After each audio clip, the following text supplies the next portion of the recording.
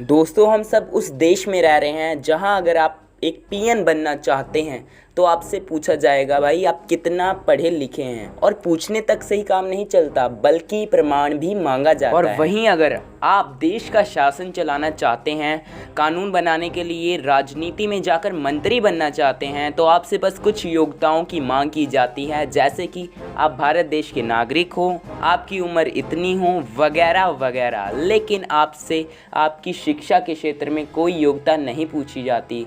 आप अनपढ़ भी हो तो चलेगा। दोस्तों, मैं कहता हूँ जब तक ऐसा चलेगा अपना देश आगे नहीं बढ़ेगा। बहुत से लोग तो इस वीडियो को यहीं पर छोड़ के चले जाएंगे। वो सोच रहे होंगे हमसे इससे लेना देना क्या है, जैसे चल रहा है चलने दो, अनपढ़ मंत्री हों जैसे में हम तो रह ही रहे हैं जैसे रहना है। भाई यही सबसे बड़ी गलती होती है हम इंडियंस की। तो अगर आप भी चाहते हैं कि हमारे देश में पढ़े लिखे नागरिकों के साथ पढ़े लिखे मंत्री भी हों जो हमारे देश का शासन अच्छी तरह चला सके, तो आप इस वीडियो को पूरा ज़रूर देखना। सोचिए, जब पीएन तक बनने के लिए आपसे शिक्षा का प्रमाण लिया जाता है, आप कहाँ तक पढ़े हैं, तो मंत्रियों के लिए ऐसा क्यों नहीं है जिन्होंने देश का शासन चलाना होता है, कानून बनाना होता है। अच्छा चलो, आप पीएन को ही छोड़ दो, आप आईएएस ऑफिसर्स उनको ही ले लीजिए जो कि दिन रात मेहनत कर यूपीएससी एग्ज़ाम को क्लियर करते हैं, और बाद में आईएएस ऑफिसर बनने के बाद जहाँ तक मुझे लगता है उनको उन मंत्रियों के अंडर रहकर काम करना पड़ता है जो कि उनसे बहुत कम पढ़े लिखे होते हैं, और कई तो शायद अनपढ़ भी होते हैं। ये है हमारे देश का सिस्टम। सोचिए ज़रा, एक तरफ अनपढ़ व्यक्ति खड़ा हो और एक तरफ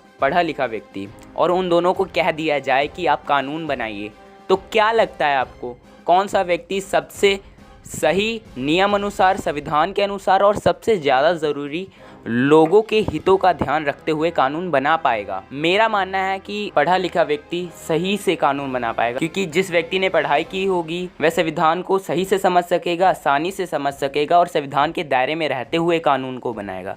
और वहीं अगर अनपढ़ व्यक्ति की बात की जाए तो जहाँ उसने पढ़ाई लिखाई की नहीं होगी, संविधान को जाना नहीं होगा, तो उसके दायरे में रहते हुए कानून कैसे बना पाएगा? दूसरी सबसे बड़ी समस्या यह है कि कुछ अनपढ़ व्यक्ति या फिर कम पढ़े लिखे व्यक्ति के गुंडागर्दी से जुड़े होने के चांस ज़्यादा होते हैं as comparison to educated person, क्योंकि आप जानते ही हैं खाली मन शैतान का घर होता है। और हाँ, मैं सब वैसे ही नहीं बोल रहा हूँ, आप चाहे तो पिछले रिकॉर्ड्स देख सकते हैं, उसमें आपको सबसे ज़्यादा ऐसे मंत्री मिलेंगे जो कि बहुत कम पढ़े लिखे होंगे और गुंडागर्दी से बिलोंग करते होंगे। सोचिए ज़रा, जब कानून तोड़ने वाला ही कानून बनाएगा तो क्या हाल होगा देश का? देश कैसे तरक्की कर सकता है? जब कानून का भक्षक ही कानून का रक्षक बन जाएगा तो वो कैसे हमारे बारे में अच्छा सोच सकता है, कैसे अच्छे कानून बना सकता है और कैसे हमारा विकास कर सकता है? मैं ये नहीं कह रहा कि सभी कम पढ़े लिखे व्यक्ति ऐसे होते हैं, बल्कि मैं तो ये कहना चाह रहा हूँ कि जिस व्यक्ति ने पढ़ाई लिखाई की होगी, संविधान के बारे में जाना होगा, जिसने और अपने आप को शासक ना मानकर बल्कि खुद को यह समझे कि मैं कैसे जनता का भला कर सकता हूँ, उनकी समस्याओं को दूर कर सकता हूँ और कैसे देश की तरक्की हो सकती है, ऐसे गुणों के साथ शैक्षणिक योग्यता को पूरा करने वाला व्यक्ति ही मंत्री बनने के लायक है आज की डेट में। भारतीय जनता यानी हम सभी की एकता ही संविधान की शक्ति है और हमारे राष्ट्र की शक्ति है। और अब हमें ही तय करना होगा कि हमें अपने देश में लोकतंत्र को सफल बनाने के लिए मंत्रियों का पढ़ा लिखा होना अनिवार्य होना चाहिए या नहीं।